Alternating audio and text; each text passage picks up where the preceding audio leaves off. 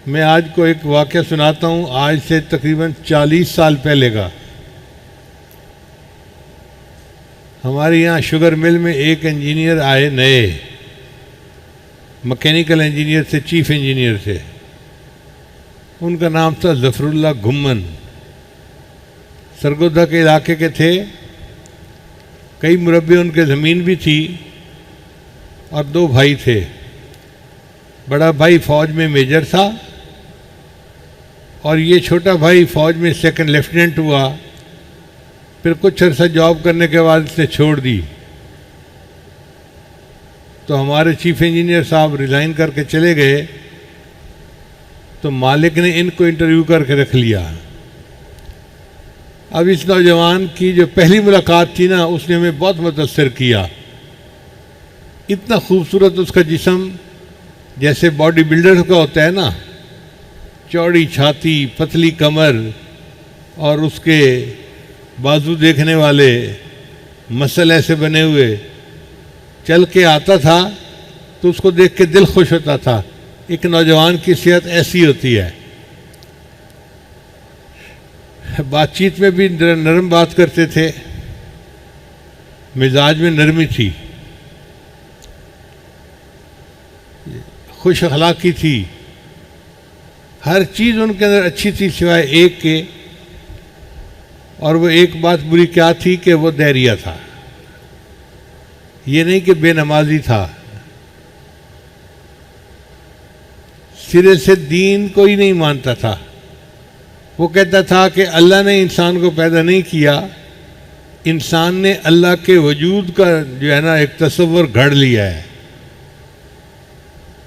3-4 दिन बाद मुझे इंजीनियर ने बताया कि जनाब आने वाले चीफ इंजीनियर साहब तो दहरी हैं। मैंने सबको मना कर दिया कि इस टॉपिक पे उसके साथ कोई बात न करे। अगर कभी मौका आया तो मैं खुद बात कर लूँगा। मेरा उनका चूँकि हर वक्त का वास्ता था, कोई मशीन ख़राब, मैंने इलेक्ट्रिकल साइड को ठीक करवाना होता था, उन्होंने मैकेनिकल साइड को, तो हमारा हर वक्त का मिल के काम करना था। तो मेरे साथ उनकी बहुत अच्छी तबीयत जुड़ गई। और हमारा ऑफिस भी एक था, बड़ा ऑफिस था, उसमें 2 टेबल लगे हुए थे। वो चीफ इंजीनियर थे और मैं चीफ इलेक्ट्रिकल इंजीनियर था। खैर कुछ अरसे के बाद उसने अपने बाल पर निकालने शुरू कर दिए। पहले तो खामोश रहता था, फिर लड़कों को भी कहना शुरू कर दिया, क्या तुम नमाज़ें पढ़ते हो, जहालत फैलाते हो, ये करते हो, वो करते हो, और मैं तो कॉमरेड हूँ, मैं तो कम्युनिज्म को मानता हूँ, मैं तो थ्योरी एवोल्यूशन थ्योरी पे अमल करता हूँ, मैं तो डार्विन थ्योरी को मानता हूँ, मैं खुदा को नहीं मानता, मैं कुरान पाक को नहीं मानता। इस किस्म की बातें करता। अब दिल आज़ारी तो हमारी बहुत होती, मगर चूँकि जॉब थी तो उसका तकाजे भी पूरे करने थे। मैंने सबको कहा हुआ था कि जो ये कहे मुझे बताते जाओ, जवाब न दो, खामोश रहो। अल्लाह की शान, वो अपने ज़ाती मामलात में मुझसे मशवरा करता था। मुझे कहता था मुझे दुनिया के किसी बंदे पे भरोसा नहीं है, आपके ऊपर मुझे भरोसा है, मैं अपनी हर पर्सनल बात आपसे करता हूँ। खैर कोई 3-4 साल इस तरह गुजर गए, हमारी दोस्ती पक्की हो गई, मगर वो जॉब के हद तक थी, जॉब के अलावा नहीं थी। इस दौरान उसने मुझे कहा कि मेरी अम्मी ने मुझे कहा है कि तुम्हारी उम्र 26 साल हो गई, अब तुम्हारी शादी करनी है, जहाँ तुम कहोगे वहीं शादी करूँगी। अब चूँकि लड़का खूबसूरत भी था और तनख्वाह भी बहुत ज़्यादा थी और अपना मकान था और वालिदैन के वालिद के 2-4 मुरब्बे ज़मीन भी थी, बल्कि बाग थे किन्नू के, करोड़पति घर का बच्चा था, तो साफ ज़ाहिर है जहाँ भी रिश्ता जाता वो कबूल करते। मुझे कहने लगा जी कि बताएं मैं क्या करूं। मैंने कहा भाई आप अपना इरादा जाहिर करें लोगों पे कि मैं आजकल रिश्ता देख रहा हूँ, तो जो लोग इंटरेस्टेड होंगे वो आपसे रब्ता करेंगे। अल्लाह की शान देखें जी कि 5 दिन के अंदर कोई 1000 रिश्ते आ गए। कोई फ़ौज के जनरल की बेटी है, कोई ब्रिगेडियर की, कोई कर्नल की, कोई बड़े इंडस्ट्रियलिस्ट की बेटी है, कोई सियासतदान की बेटी है। कहने लगे जी अब मैं क्या करूं?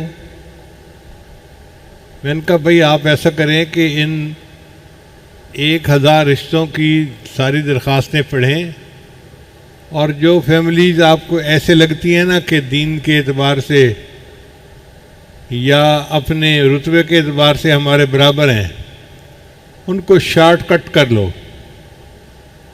50 के करीब, फिर उनके साथ ज़रा मिलो जुलो तो पता चल जाएगा कि कहाँ पे ज़्यादा बेहतर रिश्ता है।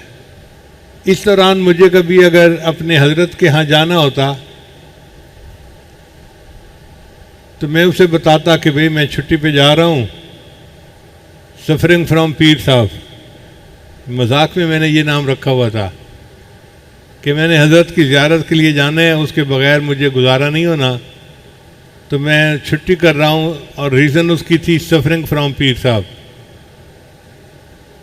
तो वो हंसता और मुझे मुस्कुरा के कहता कि भाई आप भी इतने लिखे पढ़े बंदे हैं और आप भी जहालत फैलाने जाते हैं। मैंने कहा ये तो अंडरस्टैंडिंग की बात है, आपको नहीं अंडरस्टैंडिंग सही बात की तो मैं क्या कर सकता हूँ। एक वक्त आएगा कि आपको जब समझ आएगी फिर आप पछताएंगे। एक हमारा वर्कर फौत हो गया, उसके जनाजे में सारे लोग शरीक हुए, तो इसने वापस आके इंजीनियर से बातचीत की। मैं कब्रिस्तान गया था और मैंने 10-15 कब्रों को हाथ लगा के देखा, उनमें से गर्म तो कोई भी नहीं थी। यानी ये मजाक कर रहा था कि कब्र का अजाब धकोसला है, साइंस इसको नहीं मानती, लिहाजा ये फजूल चीज़ है। तो कहने लगा मैंने तो 10-15 कब्रों को हाथ लगाया, कोई भी गर्म नहीं थी। मेरा इरादा था कि आज मैं फिर इससे बात करूंगा। हमारी मीटिंग लंबी होती गई। इस दौरान एक इंजीनियर आया, मैकेनिकल का था। वो उसे कहने लगा जी कि मैं परेशान हूँ, मेरी वालदा बीमार है, मुझे तनख्वाह एडवांस चाहिए, यानी महीना ख़त्म होने से पहले दे दें। तो इसने दरख्वास्त पे साइन कर दिए, और साइन करने के बाद इसने उसे कहा कि यार तुम हर वक्त रोते रहते हो कि पैसा आएगा कहाँ पे, और मैं हर वक्त परेशान रहता हूँ कि पैसा लगाऊंगा कहाँ पे। वो लड़का तो चला गया। मैंने इससे बात की, मैंने कहा देखें ज़फ़रुल्लाह साहब, आपने जो बात की है ना कि मैं तो परेशान रहता हूँ कि पैसा लगाऊंगा कहाँ पे, ये तकब्बुर की बात है, और तकब्बुर की सज़ा दुनिया में लाजमी मिलती है। बड़े बड़े फ़िरौन और नमरूद आए और अल्लाह ने सबको इबरतनाक सज़ा दी। आपने भी अल्फाज ऐसे ही बोले हैं फ़िरौनों वाले। मेरा मशवरा ये है बैसियत दोस्त के कि आप तो बताएब हो जाएं और अल्लाह से माफ़ी मांग लें। कहते हैं जितना आप अल्लाह से डरते हैं मैं नहीं डरता। जब उसने कहा ना जितना आप अल्लाह से डरते हैं मैं नहीं डरता, मैंने कहा कि अच्छा फिर अब जो है ना काउंटडाउन शुरू हो गया, अब देखना फिर तुम्हारा हशर होता क्या है। फिर हम अपने टेक्निकल बातों में लग गए। दूसरे दिन हमें पता चला कि जनाब इंजीनियर साहब का एक छोटा सा एक्सीडेंट हो गया। वो शाम को अपने साइकिल मोटर पे जा रहे थे, ज़मीन पे गिर गए, चोटें आ गईं, आज ड्यूटी पे नहीं आए। दोपहर के वक्त मैं उनके पास गया तवापुरसी के लिए, तो मैंने पूछा क्या हुआ। कहने लगे बस साइकिल मोटर चला रहा था, नई मोटरसाइकिल थी और सामने गाड़ी भी नहीं थी, यही टोबर रोड के ऊपर। पता नहीं अचानक आंखों में अंधेरा आया और मेरी साइकिल जो थी वो एक दरख्त के अंदर जाकर लगी। फिर दूसरे दिन वो अपने कमरे से चल के आ रहे थे घर के लॉन में कि चाय पीनी थी, फिर ज़मीन के ऊपर गिर गए। देखने वाले ने बताया कि जनाब आपने एक पाँव उठाया और रखने के बजाय दूसरा पाँव फिर उठा लिया, तो जब दोनों पाँव ऊपर उठेंगे तो बंदा नीचे गिरेगा। अब इनको फिक्र लाहक हुई, चुनाचे इन्होंने अपने भाई को फ़ोन किया, वो फ़ौज में मेजर था और ये साहब खुद भी फ़ौज में रह चुके थे। उसने इनको कहा कि जी आप इस्लामाबाद आ जाएं, मैं मिलिट्री हॉस्पिटल में आपका चेकअप करवा देता हूँ। 1 महीने के लिए छुट्टी पे चले गए और इस दौरान इनकी ट्रीटमेंट हुई तो कुछ बेहतर हो गई तबीयत। वापस आए, जब वापस आए तो फिर मैंने कहा देखें अभी तो इब्तदा है, आप अभी से रजू कर लें, तौबा कर लें तो ज़्यादा बेहतर है, वरना फिर ये एक से ऊपर एक जो थप्पड़ लगेगा ना वो तेज तर होता जाएगा। तो हंस पड़ा, कहने लगा मैं आपके साथ बहस नहीं करना चाहता, मेरी दोस्ती बहुत अच्छी है, मैं क्यों अपनी बात से एक दूसरे के मिजाज को ख़राब करूं। अल्लाह की शान देखें कि इनके ऊपर दूसरा क्या हुआ, अचानक आई साइट ख़राब हो गई और आंखों ने एक जगह पे फोकस करना छोड़ दिया। एक बंदा खड़ा है, 2 नज़र आ रहे हैं। अब ये नहीं पता कि ये असल बंदा है या ये असल बंदा है। तो ये तो बहुत ख़तरनाक बीमारी थी। चुनाचे इनको सब ने कहा कि आप तो फैक्ट्री के अंदर दाखिल ही नहीं हो सकते, आप समझेंगे कि मशीन यहाँ है और मशीन यहाँ होगी और एक्सीडेंट हो जाएगा। लो जी, फैक्ट्री में जाना बंद, दफ्तर तक मुकैयद होके बैठ गए। 1 हफ्ता इस तरह गुजरा। 1 हफ्ते के बाद फिर तीसरी निशानी कि हाथों में पसीना, ऐसा जैसा कतरे टपकते हैं ना किसी चीज़ में से, कतरे टपकने लगे। इतना पसीना आता कि डॉक्यूमेंट के ऊपर साइन ही नहीं कर सकते थे। जो डॉक्यूमेंट साइन करो उसी के ऊपर पसीने के कतरे गिरे हुए हैं। अब परेशानी और बढ़ गई कि मैं तो कागज़ के ऊपर साइन करने के काबिल भी न रहा। खैर इस दौरान इलाज इनका चलता रहा, मगर मामला ऐसा ही रहा। फिर उसके बाद इनको चौथे नंबर पे बुखार हुआ। फिर ये 2 महीने की छुट्टी पे चले गए। 2 महीने के बाद मेरे दिल में ख्याल आया कि जाके उनकी तबीयत का पता तो करना चाहिए। चुनाचे मैं यहाँ से गाड़ी पे अकेला सरगोधा उनके घर गया। बड़ा आलीशान उनका घर था। खैर मुझे इनके कमरे तक पहुँचाया गया तो मैंने देखा कि बिल्कुल हड्डियों का ढांचा, इतना ये बंदा कमज़ोर हो गया था कि खुद करवट भी नहीं ले सकता था। भाई आके करवट देता था तो ये करवट बदलता था, वरना खुद करवट लेने के काबिल भी नहीं था। अब मैं खामोश बैठा हूँ और मेरी आंखों से टप टप आंसू गिर रहे हैं। या अल्लाह, ये इतना कवी नौजवान था, इतना खूबसूरत नौजवान था, और आज इसकी हालत ये कि ये करवट लेने के भी काबिल नहीं। उसको खाना खिलाना था तो उसका भाई उसके मुंह में लुकमे तोड़ के डाल रहा था, वो खुद लुकमा तोड़ के खाने के काबिल भी नहीं था। खैर थोड़ी देर बैठे, फिर मैंने कहा कि मैं वापस जाता हूँ। तो मुझे कहने लगा कि आप तो मेरी ज़िंदगी के राजदार हैं, मुझे एक ऐसी बीमारी है जो लाइलाज है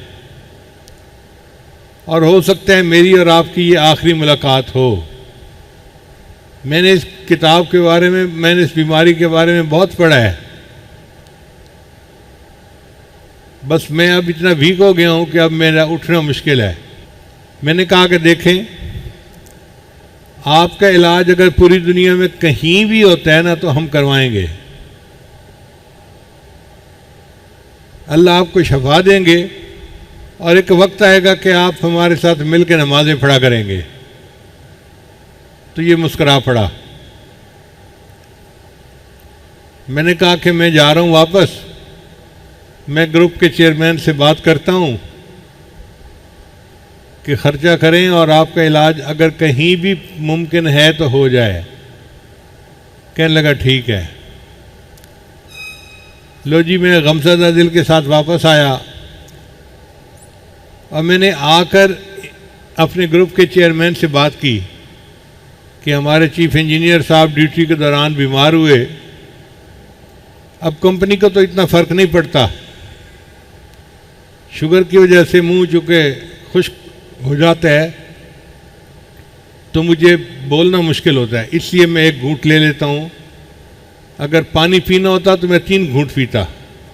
मैंने उन्हें कहा जी कि आपकी 36 फैक्ट्रियाँ हैं, आपको तो पैसे का कोई मसला नहीं, आप उसका इलाज करवा दें। वो मुझे कहने लगे बहुत अच्छा, अब आपका ये प्रोजेक्ट है, दुनिया में जहाँ कहीं इलाज मुमकिन है आप इसका इलाज करवाएं, मेरे पास बिल ले आना, मैं अप्रूव कर दूंगा। उन्होंने मुझे खुली छुट्टी दे दी। मैंने एक ख़त लिखा WHO वर्ल्ड हेल्थ ऑर्गेनाइजेशन को कि एक नौजवान है, ये उम्र है और ये उसकी रिपोर्ट्स हैं और इस बीमारी का नाम है मिस्थीनिया ग्रेवस। अगर दुनिया में कहीं भी इसका इलाज पॉसिबल है तो आप बताएं। उन्होंने जवाब में लिखा कि जी ये तो लाइलाज बीमारी है, मगर कनाडा के एक डॉक्टर की बीवी को ये हो गई थी, उसने दिन रात मेहनत करके बीवी का कामयाब इलाज कर लिया। हम आपको एड्रेस भेजते हैं, आप उनसे रजू करें। चुनाचे हमने उस डॉक्टर को खत लिखा। उसने जवाब दिया कि मैं इलाज कर तो सकता हूँ, महंगा बहुत है, हर दिन के इतने पैसे लगेंगे, रिहाइश के इतने पैसे, होटल अकोमोडेशन का इतना खर्चा होगा, हॉस्पिटल का ये वो। हमने कहा भाई जो मर्जी हो, इलाज करवाना है। उसने टाइम दे दिया जी कि 15 दिन के लिए मेरे पास आ जाएं। मैंने टिकट भी बनवाई और अल्लाह की शान देखें कि PIA की परवाज़ कनाडा उस ज़माने में नहीं जाती थी, या जाती भी होगी तो हफ्ते में कोई एक दिन की। तो मुझे सऊदीया की फ़्लाइट मिली। मैंने 2 टिकटें बनवाई, एक उसकी और एक उसके भाई की, ताकि भाई इसको लेके जाए और इसका इलाज करवाए। फिर मैं सारे कागजात इकट्ठे करके लेके गया और मैंने वहाँ जाके ज़फ़रुल्लाह को कहा कि देखो ज़फ़र साहब, आपके वीज़े भी लग गए, टिकटें भी बन गई, मगर टिकटें सऊदी एयरलाइन की बनी हैं।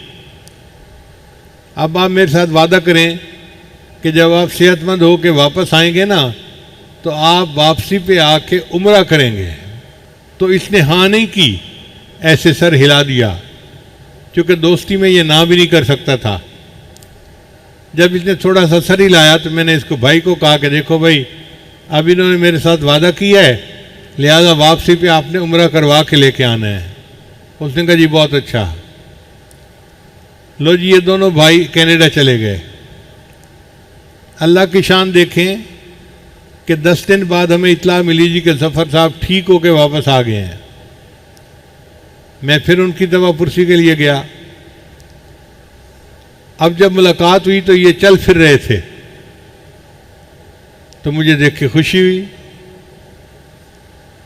जब आपस में मुआनका किया, मुलाकात की, तो ये मुझे कहने लगे खाना पहले खाएंगे या हम पहले नमाज पढ़ लें। तो मेरे लिए तो ये बहुत ही इंतहा की खुशी की बात थी। एक ऐसा दहरिया बंदा नमाज की बातें कर रहा है, अल्लाह की बातें कर रहा है। तो मैंने कहा नहीं, पहले नमाज पढ़ लेते हैं, बाद में खाना खाएंगे और गप्पे लगाएंगे। इसने मेरे साथ नमाज भी अदा की। फिर मैंने पूछा कि अपनी कारगुजारी सुनाएं। कहने लगा जब यहाँ से हम कनाडा गए तो उन्होंने वहाँ पे लिटा दिया और पूरे जिस्म के साथ उन्होंने मशीनें लगा दी, पिकअप्स लगी हुई थी। ये ब्लड प्रेशर है, ये टेम्परेचर है, ये फलां है, ये फलां है, ये फलां है। वो डॉक्टर ब्लड को सेंट्रीफ्यूज किया करता था, यानी ब्लड के साथ एक मशीन लगाता था तो ब्लड उसकी मशीन में से जाती थी और वहाँ पे जो बीमारी का प्लाज्मा होता था ना उसको वो अलग कर लेता था सेंट्रीफ्यूगल फोर्स के ज़रिए से। डॉक्टर ने 3 दिन के बाद बताया कि मैं एक दफ़ा सेंट्रीफ्यूज करता हूँ तो मरीज़ ठीक हो जाता है, और आपका मैं 5 दफ़ा सेंट्रीफ्यूज कर चुका हूँ और कोई फ़ायदा नहीं हुआ, लिहाजा मुझे लगता है कि आपकी बीमारी का इलाज कोई नहीं। फिर 2 दिन और गुजर गए।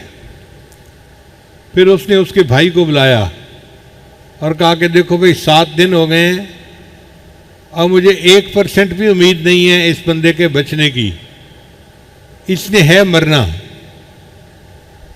यहीं रहोगे तो 5-10 दिन में यहीं मर जाएगा, और अगर जिंदा चेहरा किसी को दिखाना है तो ले जाओ इसको।